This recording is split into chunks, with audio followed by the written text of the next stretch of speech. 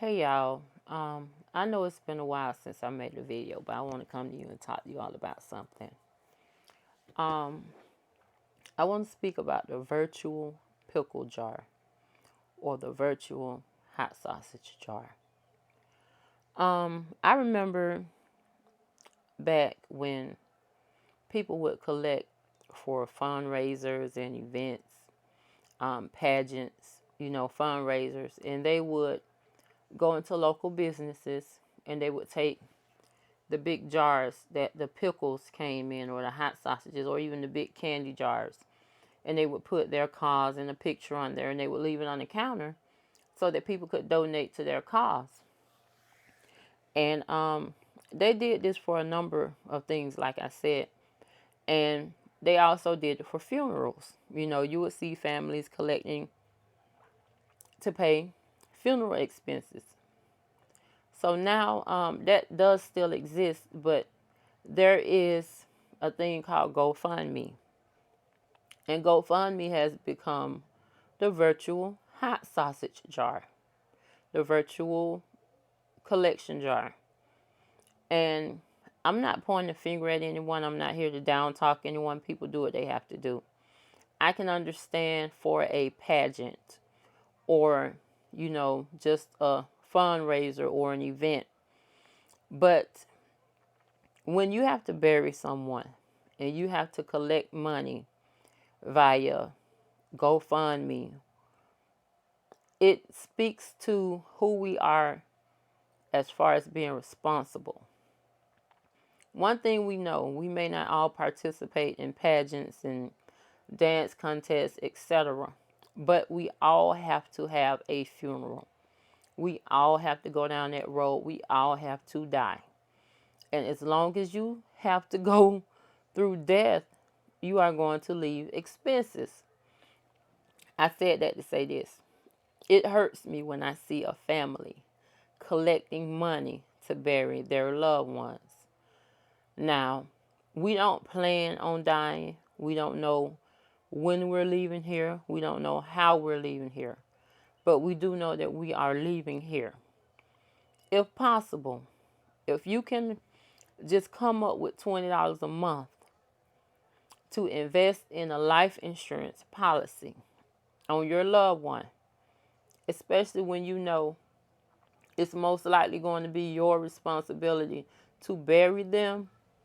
That is an investment that you never want to pay off. But in the event that you need it, it is better to have and not need than to need and not have. I recently had a death in my family of someone that was, just close to me. And I took on the responsibility of making funeral arrangements. And I'm going to tell you that it was more than $10,000, you know, and thank God, you know,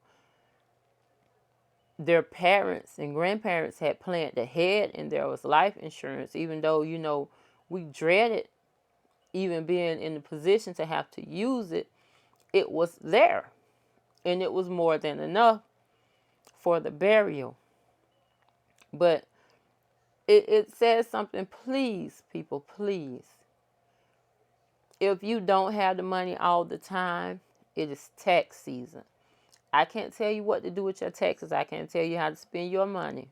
But if you have a child without insurance, if you have a parent without insurance, if you have a sibling without insurance, get a $10,000 policy, you know.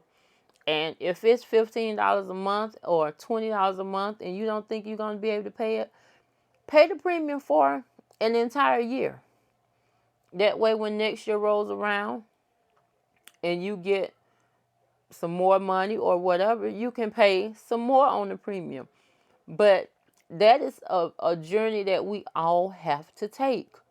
And I don't want to see you using the virtual hot sausage jar or the actual hot sausage jar and, having to sell dinner plates and have fish fries to bury your loved one. I mean, it's just that simple. And like I said, I'm not pointing a finger at anyone. I'm not trying to down talk anyone. Things happen that we don't plan for. No one plans for their death. But you know that it is something that we have to do as human beings. We have to die and we have to be buried and or cremated, whatever, But it is an expense. And it's not an expense that you should have to collect money for when you know that this is something that's going to happen. So, this is just a message, just a little, just sharing information with you. If you don't have insurance, it's one of the best investments that you can make. Go out and get a policy, even if it's just $5,000. If you know you have a loved one, some of us have loved ones that, we take on responsibility for. We may be an older sibling, or we may be their only child, or, the only relative that actually cares for them. And the responsibility of burying them may fall back on us.